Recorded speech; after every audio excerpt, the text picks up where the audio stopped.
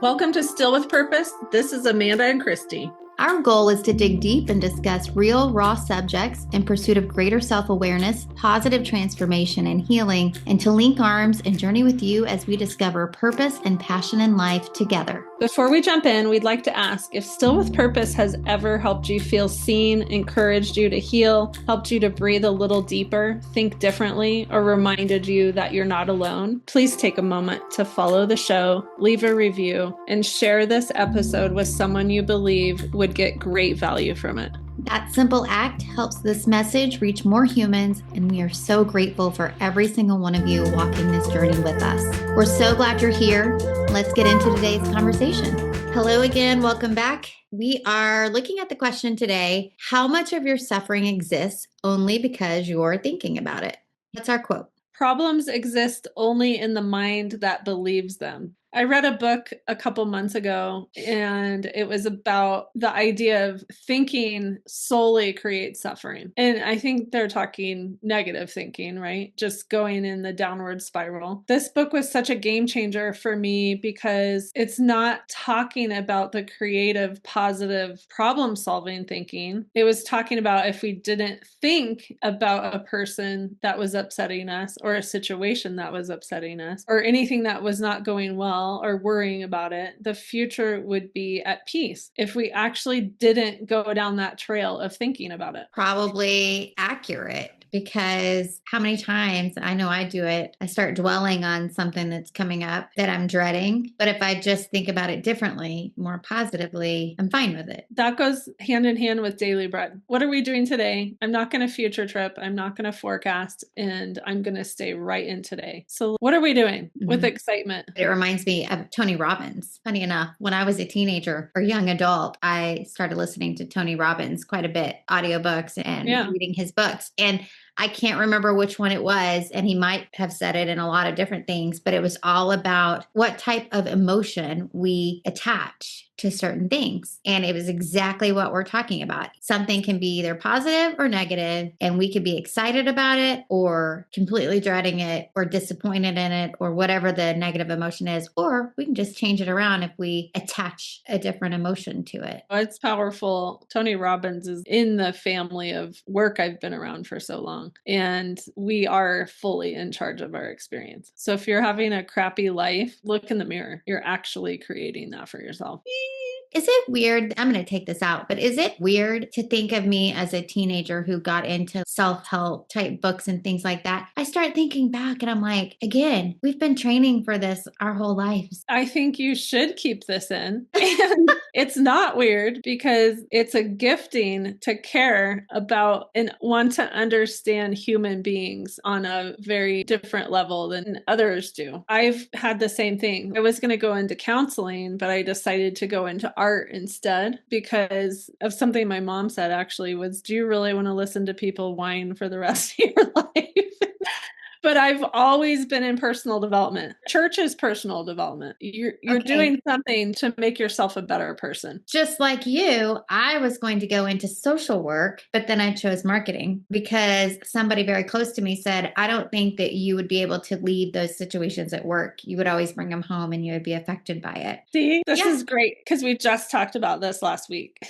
These little side comment feedbacks that we glom onto and tell ourselves is the truth, right? Yeah. And that's the thinking that we're feeding, right? We're feeding the insecurity we talked about last week, but we're also feeding the negative thinking spiral that we're going to go down so that we can suffer some more. Yes, I think you're exactly right. And to add to it, this past week at church, my dad's sermon was all around how God puts desires in our hearts based on what he is calling us to do and how to serve. So back to like me as a teenager listening to Tony Robbins, sure, no accident that God put that desire in my heart and yours too, to understand people in that deeper way. I just always wanted to help on some level. That's how I heard Christianity at a young age, was to give back and help in some way, but to not compare yourself to other people's way of helping or their gifting again. I'm not the person that's going to bring you soup when you're sick, but dang, I love the people that have that gifting.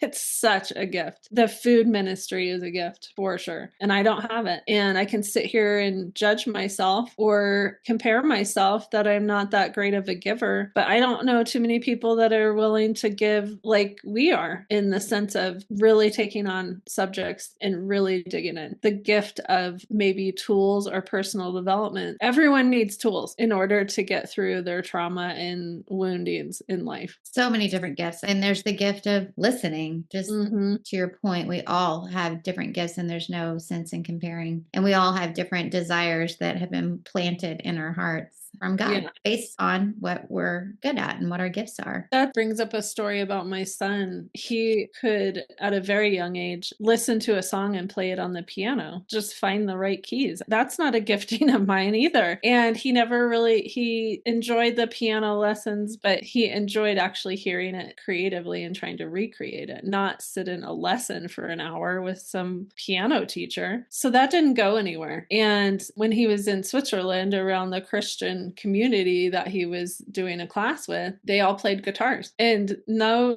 kidding, that boy picked up the guitar and is very good after 3 months. And it's like, you can run as hard as you want from God's love and his giftings, but they will come back. Yeah. It's so crazy to see him playing a guitar because he did not feed that skill set ever since like 5 years old. How cool is that? Really cool. It stuck with him. Yeah, you don't just pick up a guitar and start playing it. And when he called me from Switzerland, we were on video call and he's singing and playing this song. And I'm like, what is happening right now? When did you learn that? And this goes back to insecurities. If you're insecure and you see someone pick up something that fast and it took you years to be that good, that's annoying. You can see that as annoying, possibly, or start making side comments because you didn't pick it up that fast. Jealousy and envy is there. But basically, going back to the thinking aspect, is nothing is a problem until we give it energy and attention, and it feeds the emotions and belief in it. We are in absolute control of all of our inputs into our mind, body, soul, and spirit.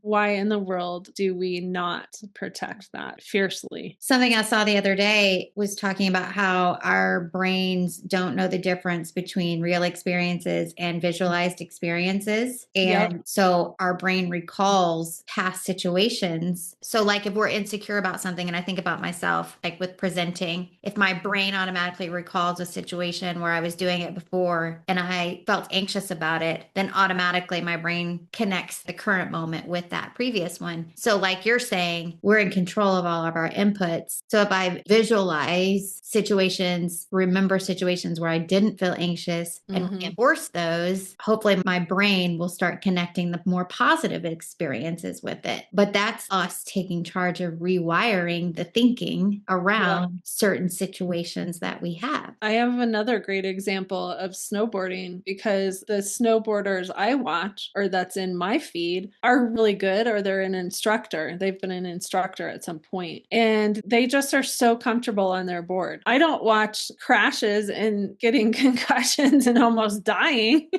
I watch people that are really comfortable on their board. And this season I went up and all of a sudden I have very little fear. Well, how's that the case? Because I almost died last season and I almost stopped snowboarding. And I watched this whole time, the time between each season, these really comfortable guys on their boards. And it just became second nature to me. My body memorized the action and the stance even. And I heard what they're changing about their stance. I heard things like, if your board's always facing down the hill, you're never going to flip yourself onto your face. It's like, oh my gosh, that's so simple.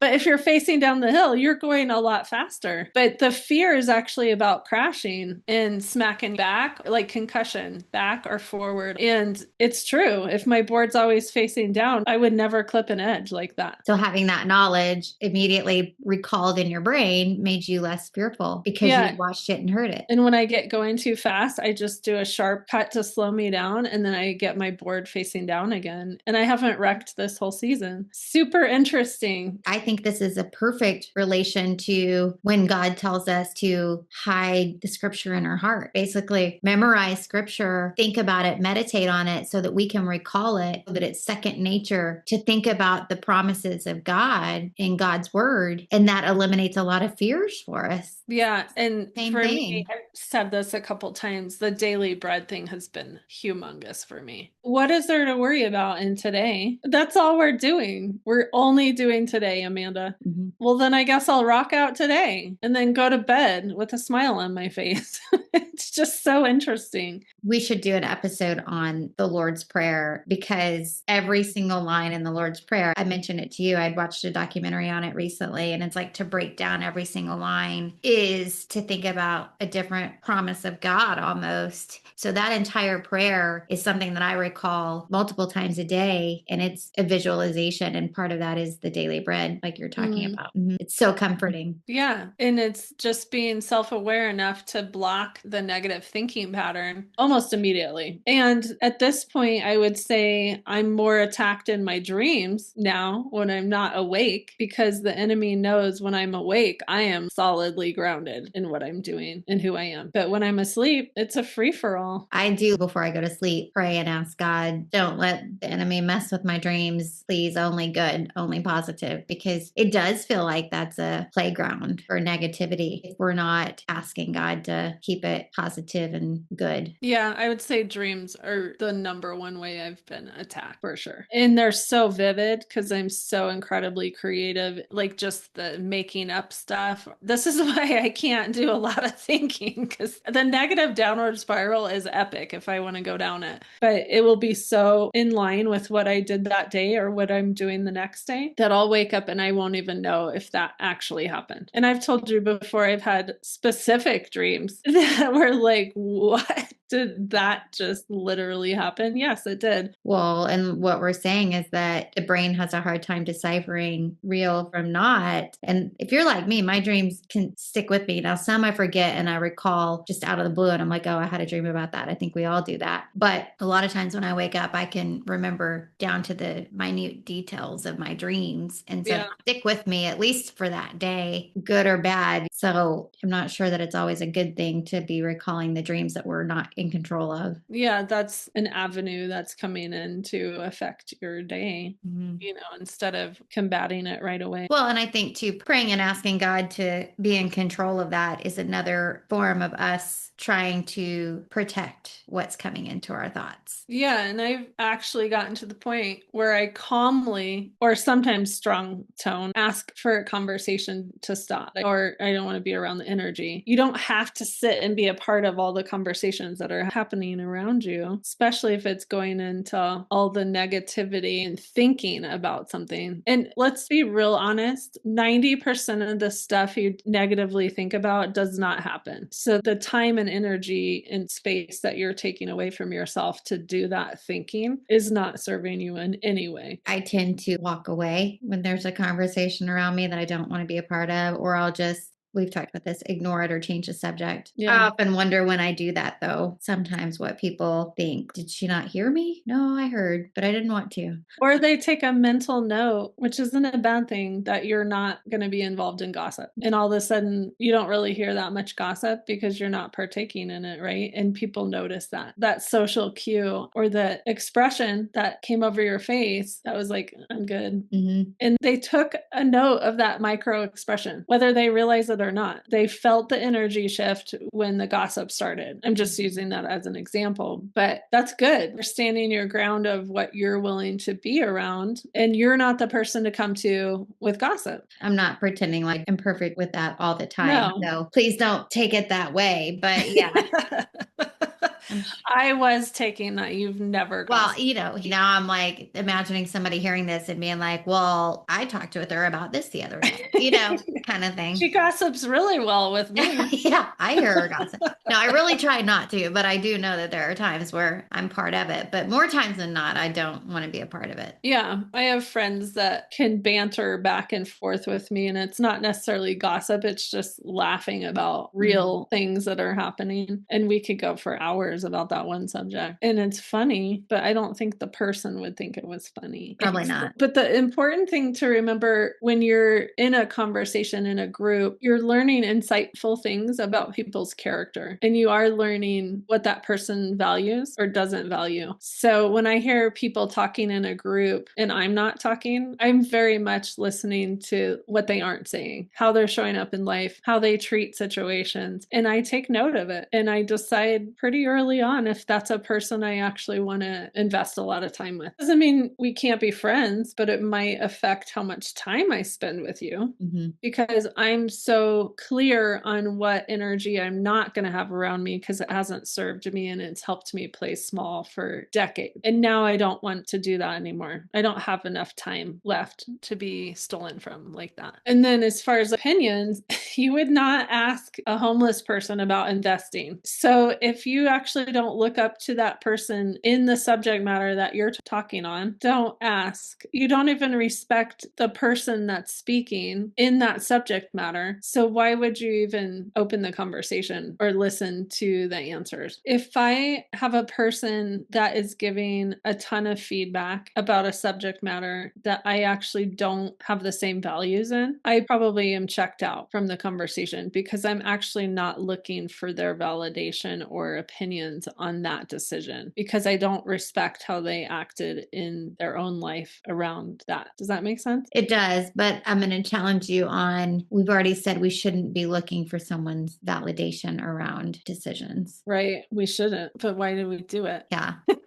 So are you saying though, if there's somebody that you don't value their opinion, why even spend your time and energy? I mean, that sounds pretty cocky. I think be really clear what someone's values and their heart brings to the table. And if it's not a person that you actually want to be like on any level, take with a grain of salt. And then don't let the thoughts linger in your head from what you get from them. Basically going back to the quote, because what we're saying is problems only exist in the mind of the people that believe in them. So hearing from other people negativity, we shouldn't open the gate to that really. Or buy into it. So if we really break it down, I have a problem because I added emotions, ego, thoughts, and fed it through a filter that doesn't support me well. I might have added people's thoughts that I knew would support my theory to light a fire under it. So I'm choosing to believe that other person's values and what their stance is. If I'm choosing to believe that's the truth, then now I'm going to suffer because I actually don't even really look up to them in any way around that subject matter. And maybe looking up to respect is really what I'm talking about. And that's where the suffering starts because now I've allowed that person's voice and opinion to go against what I truly believe. And now I'm going to suffer because I've agreed with or bought in. What if we stopped adding our emotions, time, insecurity, and thoughts to any situation? Can you imagine how freeing that would be to not really have a ton of negative thoughts about anything and not buy into any of it? I use the phrase at work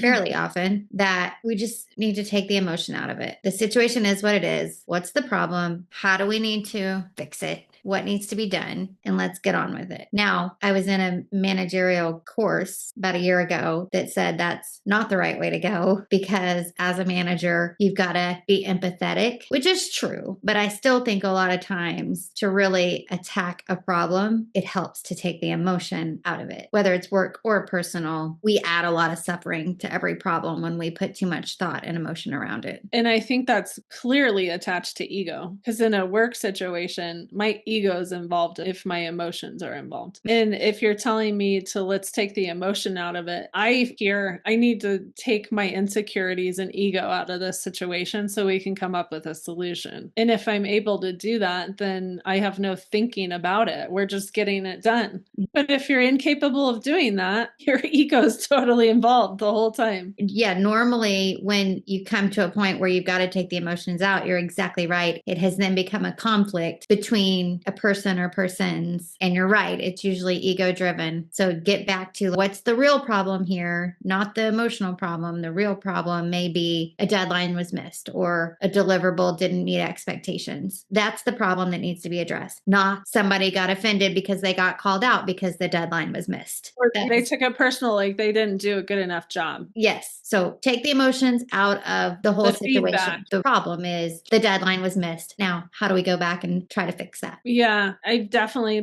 played both sides of that because I'm a person, if things are going on underneath the surface relationally, and those haven't been talked about or finalized or closure of some sort, I somehow cannot a lot of times not think that you're not being passive aggressive towards me and you're not trying to embarrass me in front of the whole group. And now it's like, what's her problem? But that's me thinking about it and catastrophizing the whole situation. We've talked about it many times. That's when you got to have the clear the air conversation, the hard conversation. And if you keep ignoring it, it'll keep snowballing and the emotions will keep growing. And you keep thinking about it. Yes. It causes immense suffering. And there may not even be a problem. Like we're saying, problems exist only in the mind that believes in them. There may not be a problem. Maybe one that you're creating yourself. I would say for the anxious attachment style, that is absolutely 100%. And I don't sit in that attachment style all the time. I just know that's what I go back to when I'm not feeling good in a scenario.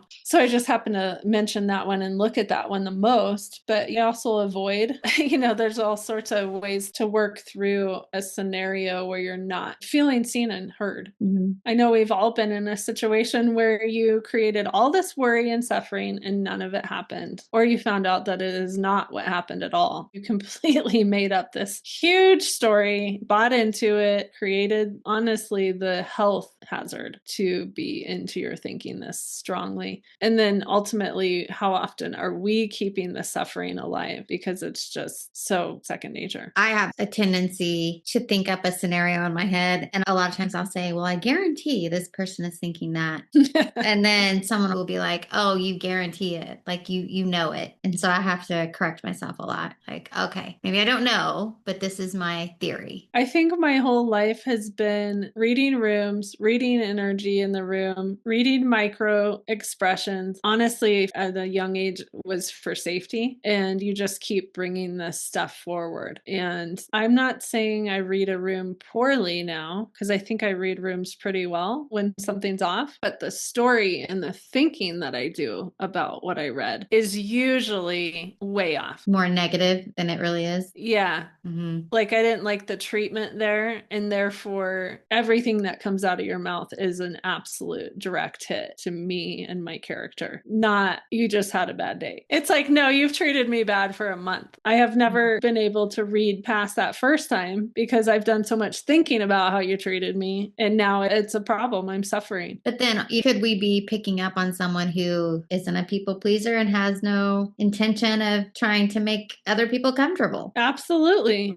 And therefore, the stronger personality is going to win. That's more committed. And the one who is creating problems and negative thinking is going to suffer. Absolutely. We are the creators of 90% of our suffering. How we replay the conversations and make up the meaning, whether it's true or false, build the worst case scenarios. So when you're in this situation, ask yourself what filter is going on here. Is it ego? Is it fear? Is it needing to be right? Did I add to it? Did I expound on this story? How did that turn a small event into a big drama in your head? Just some things to think about. Something else that just popped into my head that I saw the other day was somebody explaining how, I don't remember the percentages used, but the majority of people that we're around today in 5 years are not going to be the same people that we're around all the time. And yeah, so the stuff you have stressed about today, you won't even remember it in 5 years. Yeah. Or even the people, like the same coworkers you have today, you may not even be in contact with in 5 years. And so the amount of suffering probably and thinking that we do around situations and people, so much wasted time. Yep. And it steals from ultimately, which we go full circle on this, probably almost every podcast. It steals you from what you're supposed to be doing. It steals your time, energy, creativity, and we're allowing it. And if you stop allowing it, there's a lot of peace on the other side of that. It's like, hey, maybe this is our season,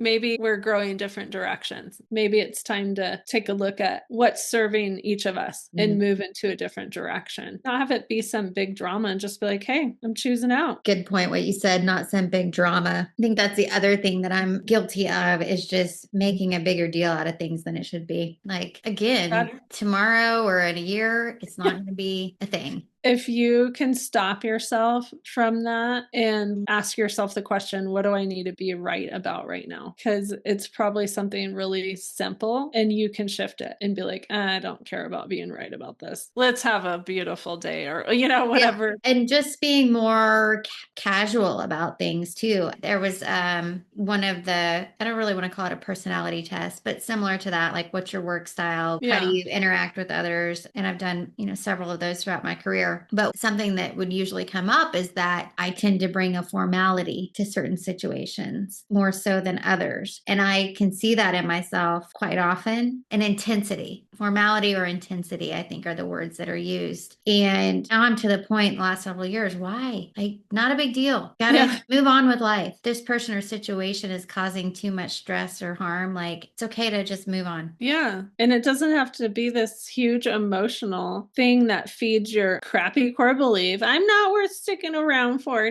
I'm too much. No, I'm going to be like, I'm finally sticking up for what I need, deserve, and desire. I'm not going to abandon myself anymore. And I am not going to choose and to try and validate myself through you anymore. It's not working. And even if it's not moving on, there are certain situations where you don't want to do that or can't do that. It's just, I'm not going to entertain it today. Going back to our daily bread, today in this moment, I'm not doing it. This doesn't fit into the joy-filled day that I'm committed to having. Right. And if it keeps happening over and over and over, that's when I have to make a decision. This is too much of a take at this point, or I can't seem to shift my negative thinking on this or my story making. And that's not serving me either. I'm not able to let them anymore.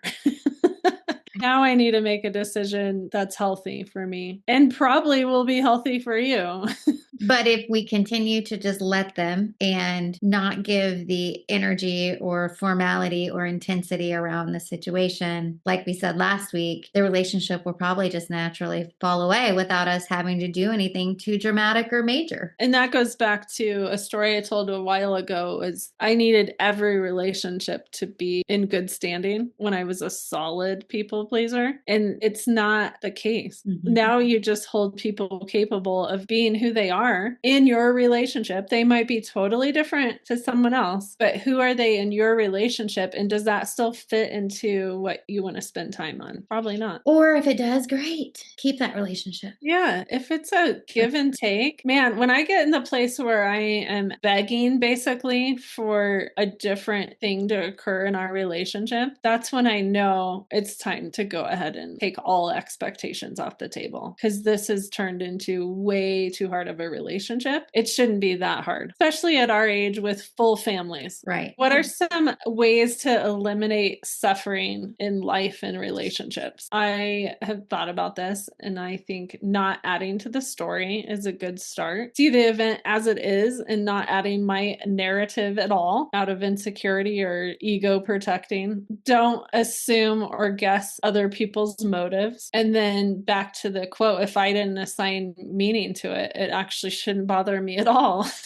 So truly, problems exist only in the mind that believes in them. It's a powerful statement. If you are committed to feeding a false narrative, that's where you're suffering it. Or we could turn it positive and have a completely different outlook and different experience. What if you went through life and were just all chipper all the time? And I don't mean toxic positivity. At some point, if you're not making up any stories, you probably will be seen as toxic positivity because they're so committed to being in their toxic story. Everything we talk about, it's kind of, well, there's no winning either way, but the win is for you to be completely grounded in who you are in Christ and not making up stories and not going down the trail of dooming, catastrophizing, doing any negative thinking about something. That would be amazing. Amazing. Okay, reflection questions for the week. What thoughts am I feeding that are creating my suffering? Whose words or energy am I allowing into my mind that I don't actually want? And what situation could I release today by stopping the emotional story attached to it? That ought to do it. Great conversation.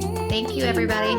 Thanks so much for joining us today. We know your time is valuable, and we're truly grateful you spent part of it with us. We hope this conversation stays with you and helps you move through the week with more clarity, peace, and purpose. Be sure to visit us at stillwithpurpose.com, and there you can read our bios, sign up for email encouragement and updates on exciting announcements, and also join our private Facebook community. And if Still with Purpose has encouraged you in any way, please remember to follow, leave a quick review, and share with a friend. It helps more people find these conversations. Have a phenomenal week, and we'll see you next time.